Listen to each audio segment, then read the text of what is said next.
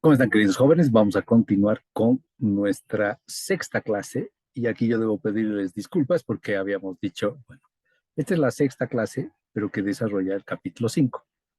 Habíamos dicho que es el capítulo 6, no, es el capítulo 5 el que está referido a los modelos de interculturalidad, así que espero me perdonen ese lapsus. Estamos en el capítulo 5, modelos de interculturalidad.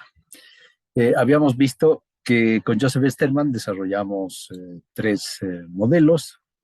En realidad lo que va a hacer Joseph Sterman es identificar tres formas de concebir la interculturalidad, que obviamente no son similares, sino que cada una de ellas tiene sus propias características. Entonces aquí ya he corregido la presentación, entonces es el capítulo 5, modelos de interculturalidad, el que estamos desarrollando. Lo que pasa es que como, bueno, esta es nuestra sexta clase, no hay una simetría entre la sexta clase y el sexto capítulo, no. La primera clase fue una de introducción general tanto a lo que es admisión facultativa, el curso prefacultativo, las asignaturas que estamos llevando y que, bueno, conmigo ya corresponde la asignatura de interculturalidad política y diversidad institucional. Así que mil disculpas por ese lapsus. Entonces, aclaro, estamos en la clase 6, en el capítulo 5, modelos de interculturalidad. Bueno, habíamos visto con Joseph Sterman tres modelos. El primero que tiene que ver con concebir la interculturalidad como multiculturalidad. Y entonces ahí esto ha ido generando una serie, bueno, que podía generar una serie de confusiones, pero en realidad lo que ha pasado es que ha habido una especie de dominio de entender la interculturalidad como multiculturalismo, o en todo caso el multiculturalismo se lo hacía sinónimo de interculturalidad. Esto ha predominado sobre todo durante la década de los 90 del siglo pasado, y que en realidad lo que hace el multiculturalismo es concebir la diversidad, por supuesto que sí, la concibe como una realidad, pero lo que no hace el multiculturalismo es cómo articular a las diferentes culturas. Bueno, eso lo habíamos visto de manera muy sintética en la primera parte. Nos habíamos quedado acá, que sería el segundo modelo de interculturalidad, que tiene que ver con el enfoque culturalista estético. Habíamos visto que sobre todo este enfoque viene de la antropología cultural, que ha estado en boga también a fines de la década, a fines de la década del siglo XX, siglo pasado.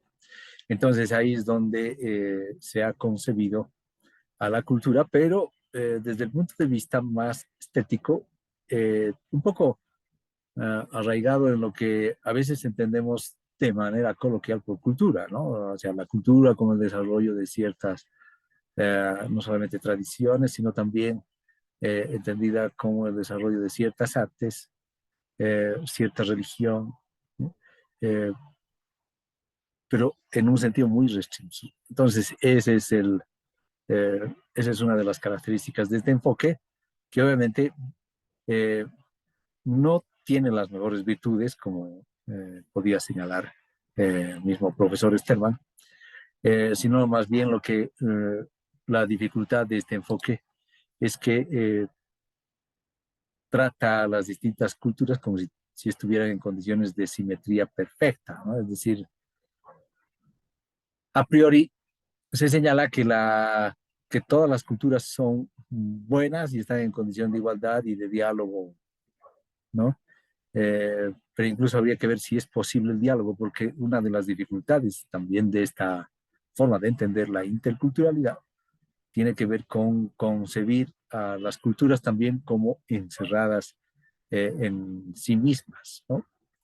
Eh, claro, y lo otro que está perdiendo este enfoque es justamente el criterio de que podría ser más politológico, que evidentemente tiene que ver con las relaciones de poder entre culturas. Hay relaciones de poder, no podemos cerrarnos. Justamente veíamos que uno de los principios de la interculturalidad tiene que ver con esa sensibilidad que uno tiene que ir adquiriendo al momento de realizar el análisis de las culturas y sobre todo de las relaciones entre culturas y ver cómo se dan esas relaciones de manera asimétrica. Son relaciones de poder, donde obviamente hay una especie de competencia por dar prioridad a la propia cultura y desechar a las otras, ¿no? Entonces, obviamente, hay que tener esa sensibilidad para ver las asimetrías que se dan en términos reales entre las distintas culturas y cómo se dan esas relaciones de poder. Entonces, aquí este enfoque culturalista lo que hace también es comparar a las diferentes culturas y civilizaciones, pero en un nivel de abstracción bastante elevado, ¿no? Como si se tratara de una competición de códigos, racionalidades y valores culturales, prescindiendo de sus portadores verdaderos, es decir, los propios seres humanos. La dificultad de este enfoque es que, claro, uno puede llegar a trabajar con estereotipos, es decir, se va estereotipando a las distintas culturas, como que igual el tema de esencialista también va a estar presente. Entonces, como que se hace abstracción de lo que realmente son la dinámica de las culturas y se las concibe de manera muy abstracta. Esta es otra de las críticas que va a hacer Joseph Sterman a este enfoque culturalista estético. Entonces, esta postura, este enfoque culturalista estético lo que hace es descuidar el lugar y el rol que el sujeto, del sujeto que establece este tipo de comparación, ¿no? ¿Cuál es el problema de los antropólogos? Para decirlo en términos de Joseph Sterman, los antropólogos como que vendrían a ser esas personas que pueden tranquilamente observar una cultura y la otra y lo hacen de manera imparcial, lo hacen desde fuera de ambas culturas y como que tuviera un cierto privilegio al momento de observar a las culturas. Entonces esto sí es muy complicado porque obviamente no hay tal imparcialidad, por decirlo así, o uno no puede situarse por encima, ¿no? Uno no puede tener una mirada privilegiada. O sea, eh, así como veíamos que al desarrollar los principios de la interculturalidad, uno tiene que ir cultivando y tener conciencia de la propia culturalidad, como que en este enfoque culturalista estético se pierde aquello, digamos, ¿no? El antropólogo que está estudiando a las culturas, entonces como que parece que se situara por encima de las culturas y como que no va a tomar partido y eso le permitiría una especie de observación objetiva, cosa que es muy cuestionable, digamos, ¿no? Desde la perspectiva de Joseph Stern.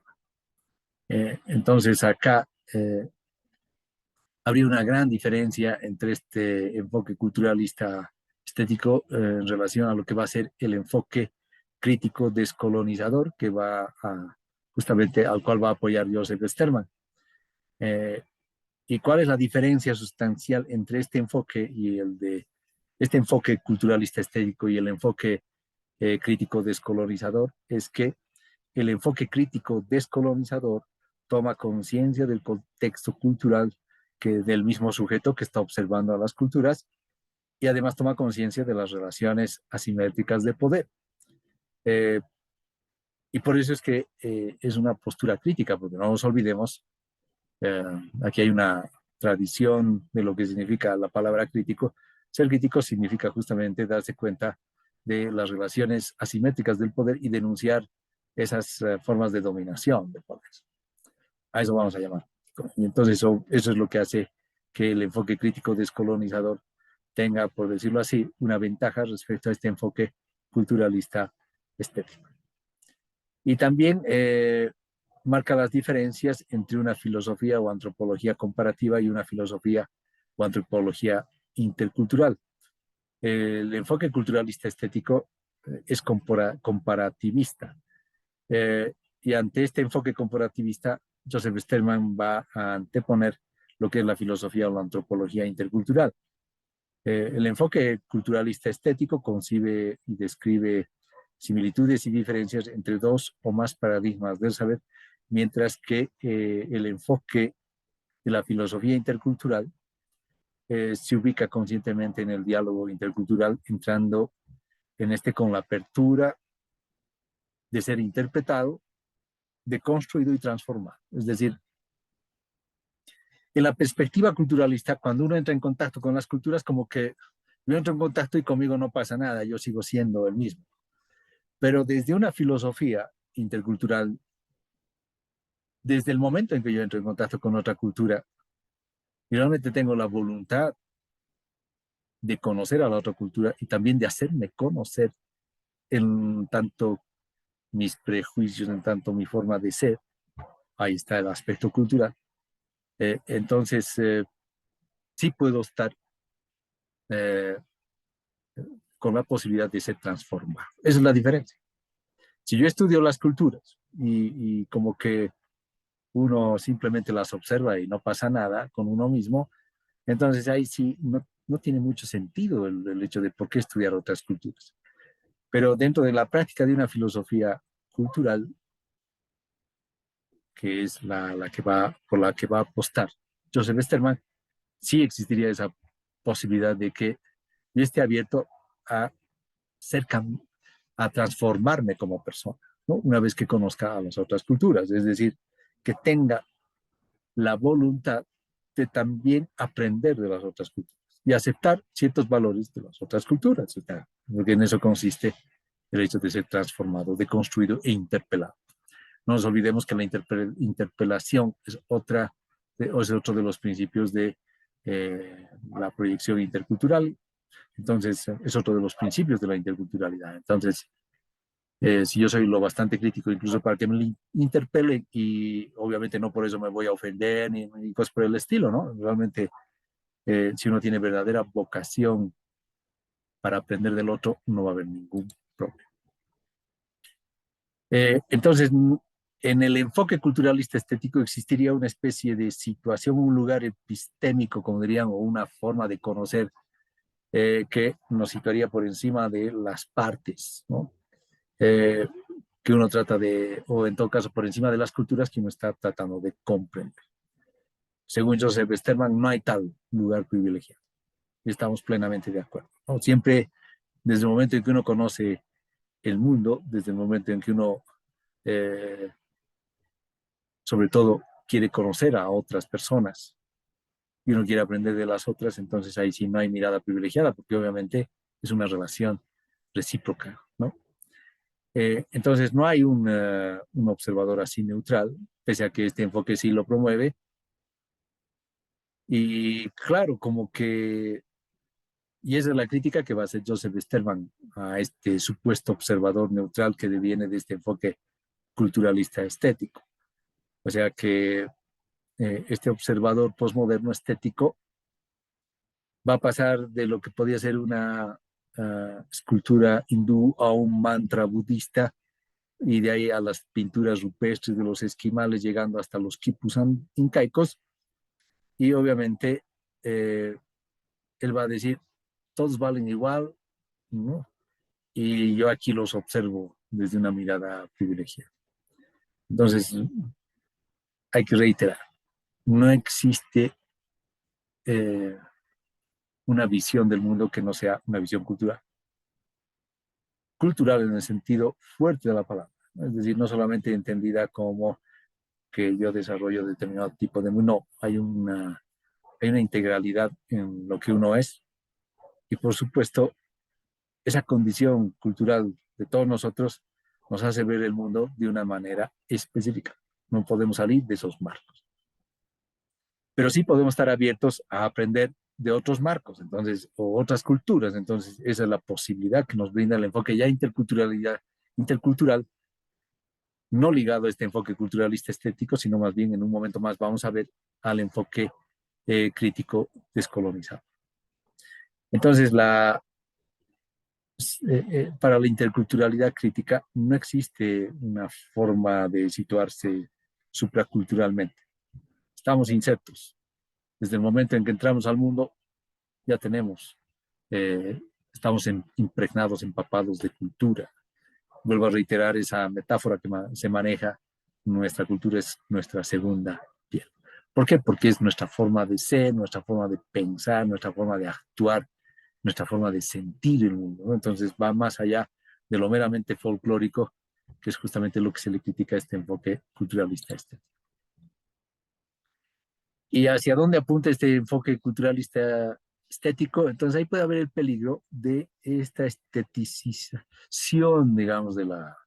Ah, no, o sea, no basta con decir, no, yo soy interculturalidad, a mí me gusta ir por el mundo y conocer otras culturas y simplemente saco fotos, ¿no? Entonces, a manera de turista y ver cómo se dan otras, pero un poco como que superficializa este enfoque al tema cultural, ¿no? Y es más, indirectamente estaría sometido a concebir la cultura como una especie de mercancía, ¿no? Implícitamente. Eh, y claro, esto marca ciertas tendencias. Desde el momento en que se va estetizando y además mercantilizando la cultura, obviamente aquí también aparece la tendencia, no solamente de los pensadores postmodernos, diría yo, sino más bien también de las mismas culturas que son objeto de observación. Como saben que obviamente eso es muy valorado, ¿no? Como mi cultura va a ser valorada, yo puedo incluso convertirla en capital, es decir, ahí yo tendría una especie de capital cultural, ¿no? Es decir, todo aquello que forma parte de mis saberes ancestrales, hierbas medicinales, ritos indígenas, ¿no? Entonces, esos depósitos sapienciales que, como nos dice Joseph Sterman, supondrían una especie de capitalización de lo que soy, y por lo tanto valgo y yo puedo vender mi cultura.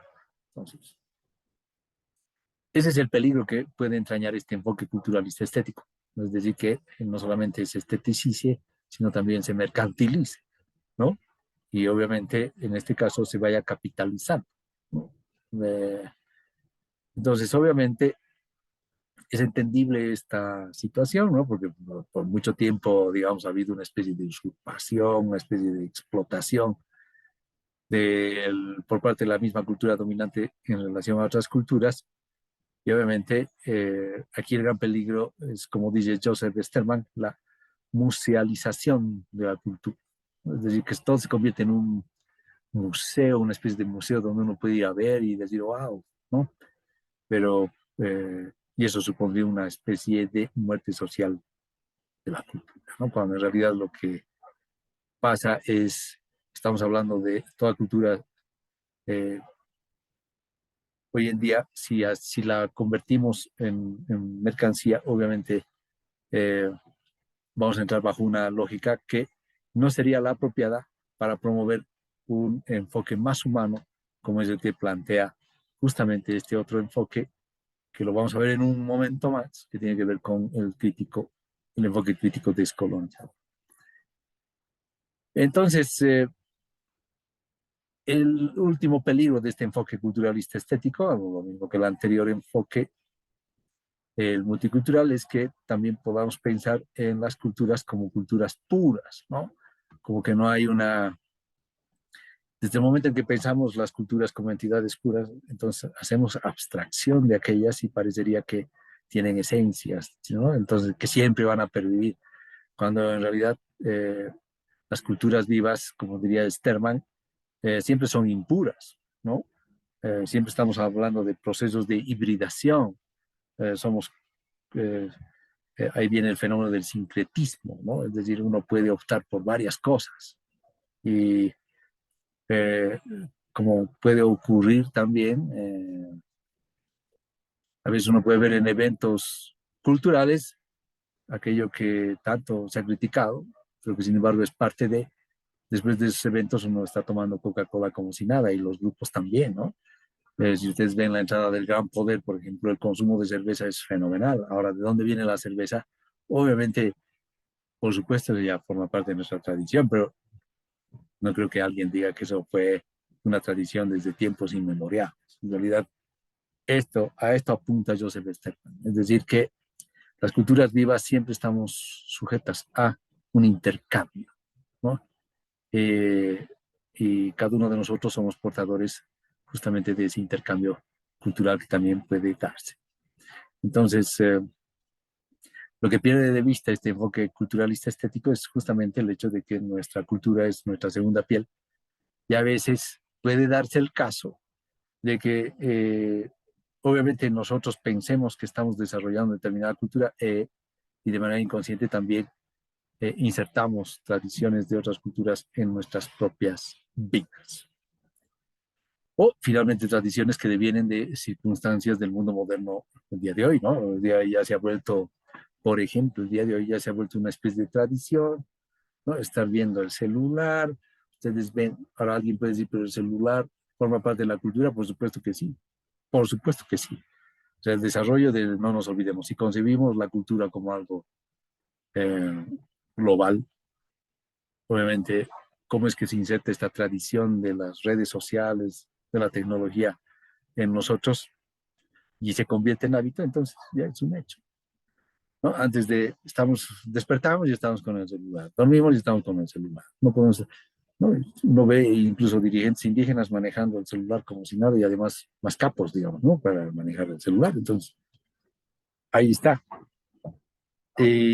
Claro, esa tendencia a concebirse como cultura pura que deviene de este enfoque, entonces puede también distorsionar nuestra mirada de lo que realmente significa una cultura viva.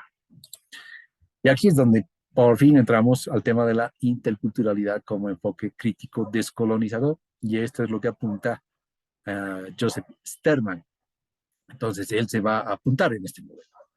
Y se trataría de un modelo que viene de lo que se llama el famoso sur global, ¿no? Eh, este sur global estaría compuesto por regiones que anteriormente han sido colonizadas y que nuevamente tienden a neocolonizarse, por decirlo así, por, según Sterman, esta cultura depredadora del norte global. Bueno, yo disiento de esta perspectiva, ¿no? Porque obviamente dividir el mundo entre norte y sur, el sur global, obviamente puede ser muy restrictivo, como muy bien ya lo señalaba Huntington, ¿no? Es decir, pensar en blanco o negro, ¿no? Pero Joseph Sterman lo coloca así, ¿no? Eh, Según Joseph Sterman, este enfoque crítico descolonizador se articula con un discurso de las ciencias sociales, crítica a la teología y la filosofía de la liberación, que han sido tendencias muy importantes en América Latina, las teorías de la descolonización y despatriarcalización, que vienen sobre todo, bueno, el tema de la despatriarcalización viene sobre todo de visiones feministas, ¿no? La resistencia de los pueblos originarios, afrodescendientes, el movimiento, bueno, ya hemos mencionado el movimiento feminista y altermundista, ¿no? Entonces ahí este enfoque crítico descolonizador sería justamente esta tendencia en la perspectiva de Joseph Sterman del sur global, que además va añadiendo en su perspectiva estas importantes contribuciones de justamente de lo que acabamos de mencionar. Ahora bien, este enfoque crítico descolonizador intenta articular el enfoque culturalista y etnicista con el análisis socioeconómico, político y de género, crítico y además deconstructivo. Entonces, aunque Joseph Sterman no lo quiera aceptar, pero en todo caso lo que nos está diciendo es que obviamente también este enfoque crítico descolonizador va a aceptar a las corrientes que devienen incluso de la posmodernidad. No nos olvidemos que este concepto de deconstrucción obviamente está presente en el pensamiento posmoderno. Aquí tal vez, y esto obviamente yo puedo estar equivocado, pero ahí hay un sesgo en la mirada de Joseph Sterman en relación a lo que podía ser las contribuciones también de los enfoques posmodernos, ¿no? Pero sin embargo, simplemente lo estamos colocando tal cual lo plantea Joseph Sterman. Va a utilizar Joseph Sterman un concepto fundamental que es el tema del diálogo intercultural. Esto significa que los interlocutores deben tomar conciencia del propio lugar epistémico, es decir, yo tomo conciencia de mi propia culturalidad y sé que lo que yo conozco está en función de la cultura que me permea, ¿no? Pero tengo que tener conciencia de eso realmente para permitir el diálogo intercultural, eso en la mirada de Joseph Sterman, y todas las implicaciones que también conlleva los otros aspectos que estaban descuidados del anterior enfoque. Eh, Estos aspectos descuidados tienen que ver con no solamente darme cuenta de mi situación en términos de cultura, sino también de mi situación en términos de poder, que eso es fundamental, y de dominio. Entonces, el poder se puede expresar en términos económicos, políticos, militares, religiosos y simbólicos, y el dominio, obviamente, puede ser la expresión de cómo se da esa interrelación de las asimetrías entre culturas, ¿no? Con todo lo que ello significa, no solamente la cultura, sino el mismo poder. Eh, entonces acá, esa toma de conciencia que debe haber para el diálogo cultural, obviamente, tiene que ser compartida por aquellos que van a ingresar en este diálogo intercultural, ¿no? Es decir, aquí también, a pesar que Joseph Sterman no utiliza ese concepto, pero sí yo diría, tiene que haber una cierta franqueza al momento de entablar este diálogo, ¿no? Obviamente para no engañarnos a nosotros mismos, mucho menos engañar a los demás. Entonces ahí es donde uno tiene que tomar plena conciencia de lo que significa estas relaciones de poder, lo que significa mi situación en términos de cultura, yo como portavoz de una cultura, la carga real y simbólica de mi ubicación social, mi procedencia, mi sexo, el dominio lingüístico, la formación que yo tengo, etcétera, ¿no? Es decir, tengo que tener plena conciencia de lo que soy.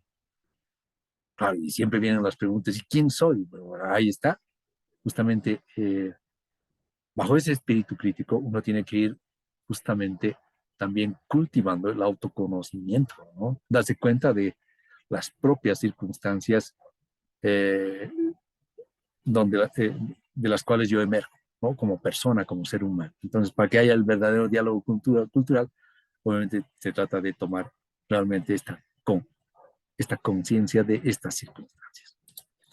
Y eso promueve este enfoque crítico descolonizador.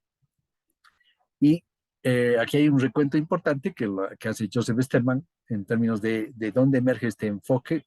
Es una conjunción de paradigmas políticos. Está la teoría crítica emancipadora de los años 50 y 70, con las teorías de sujetos diferenciados que se da a partir de los años 80 hasta fines del siglo XX. Estas teorías de los sujetos diferenciados, es decir, que vienen con el feminismo a partir de lo que significan las mujeres, que vienen de justamente las mismas teorías culturalistas, lo que significa ser indígena, las teorías que nos hablan del tema transgeneracional, ¿no? Lo que significa ser las diferenciaciones entre edades es importante. Entonces, cada vez estas diferenciaciones de las distintas personas, conforme sus características, van a ser importantes en la construcción de este enfoque crítico descolonizador. Porque obviamente hay que dar cuenta de todas esas diferencias al momento de tomar en cuenta un posible diálogo intercultural. Entonces, aparte, este discurso se va articulando con la situación de pobreza, marginalización, exclusión socioeconómica, con aspectos de marginalización, discriminación y exclusión por motivos de pertenencia cultural, étnica, color de piel, sexo, edad y orientación sexual. Entonces, en esta perspectiva, las culturas ya no son vistas solo como vehículos de realización humana, sino también como pantallas de protección de las relaciones de poder realmente existentes en el mundo. Entonces, como politólogos, y este yo creo que es uno de los mensajes importantes del texto de Joseph Sterman, es que hay que darse cuenta de las relaciones de poder que siempre están presentes a través de estas diferenciaciones, ¿no? Que nos van a mostrar las asimetrías y obviamente si nosotros queremos construir un mundo más justo, entonces también tenemos que dar cuenta de todas las injusticias que se cometen justamente por estas diferenciaciones. No nos olvidemos que finalmente la política y desde la ciencia política se trata de coadyuvar a aquello, la idea es cómo resolvemos las injusticias sociales, ¿no? Ese es uno de los elementos también básicos del desarrollo de todas las ciencias sociales. Eh, y sabemos que todas las injusticias sociales devienen de las diferencias.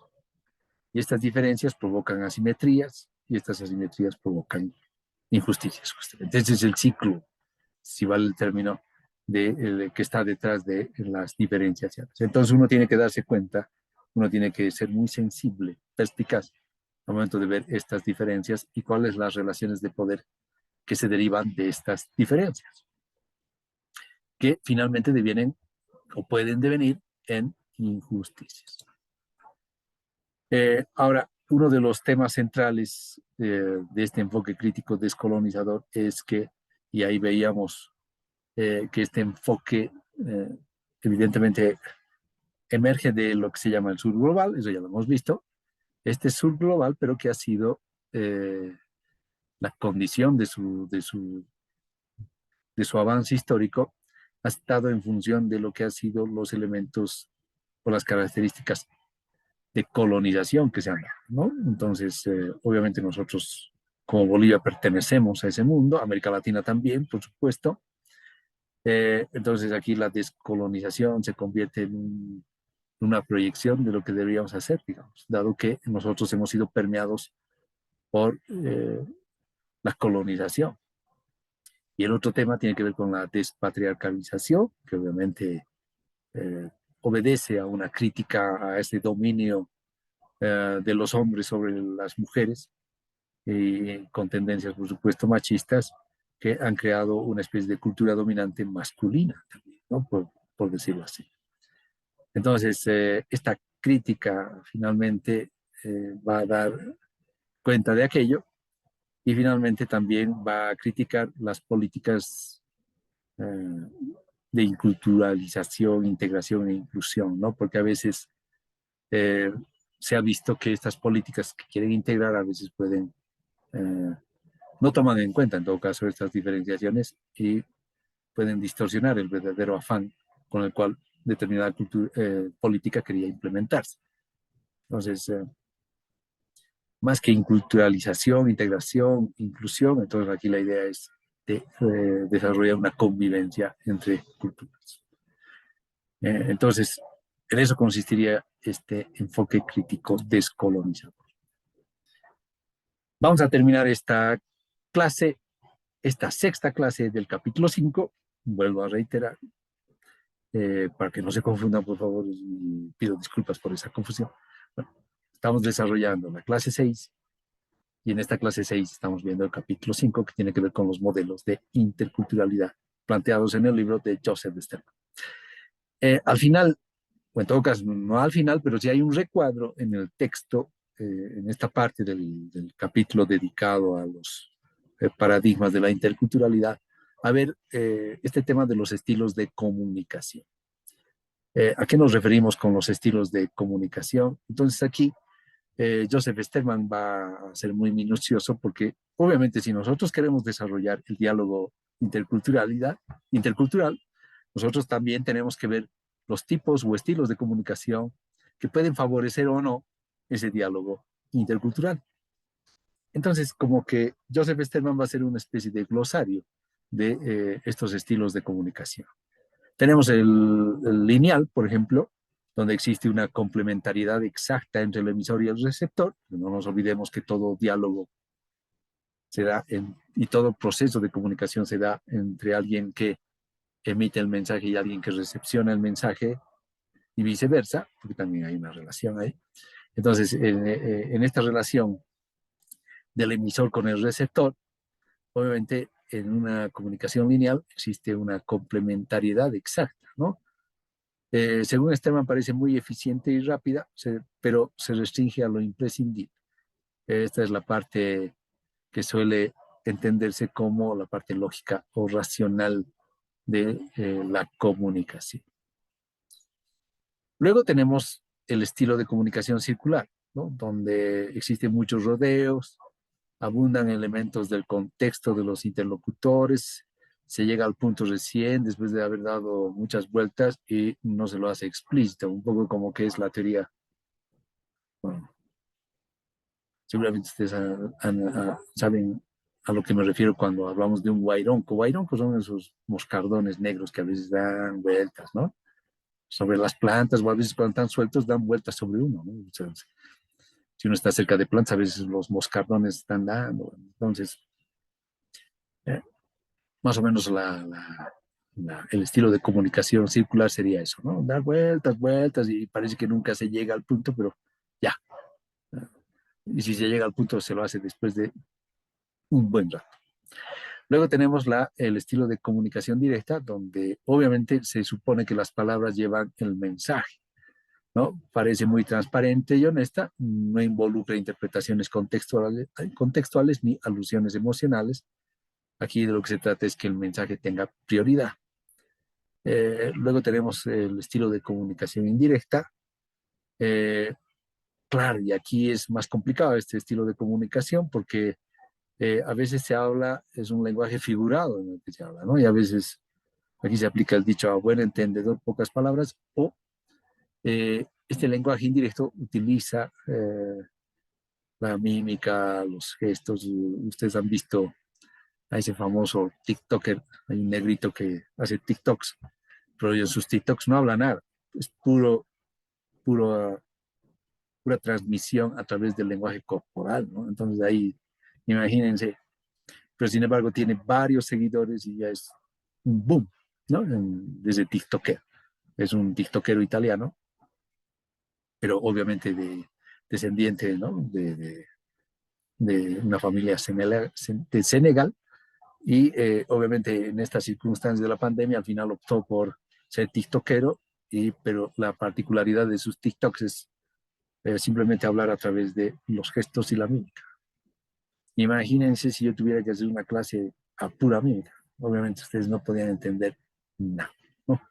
Bueno, esta comunicación indirecta puede utilizar aquellos recursos, ¿no? Simplemente utilizar los gestos. Obviamente toda comunicación siempre va acompañada, como ahorita, de justamente los gestos. Pero lo que pasa con este estilo de comunicación indirecta es que eh, claro, por ejemplo, Cristo tenía ese tipo de comunicación, ¿no? Hablaba a través de parábolas. Entonces, y ahí decía, el que tenga oídos para oír, que oiga. Entonces, ahí uno medio complicado, por ahí uno no entendía la parábola y estaba listo. Hay otra forma de comunicación que es la concreta, por decirlo así, que se usa ejemplos, testimonios, cuentos, casos concretos. Eh, entonces, aquí uno desarrolla el tema central a través de ejemplos, ¿no? Entonces, eh, se espera que un proceso didáctico de enseñanza-aprendizaje obviamente se utilice este estilo de comunicación concreto, ¿no? Para que obviamente las personas que nos escuchen puedan entender muy bien lo que queremos transmitir. Finalmente tenemos la comunicación abstracta, que obviamente se da más en el mundo académico, donde están teorías, conceptos, definiciones. Claro, y aquí el desarrollo es a través de conceptos y definiciones abstractas.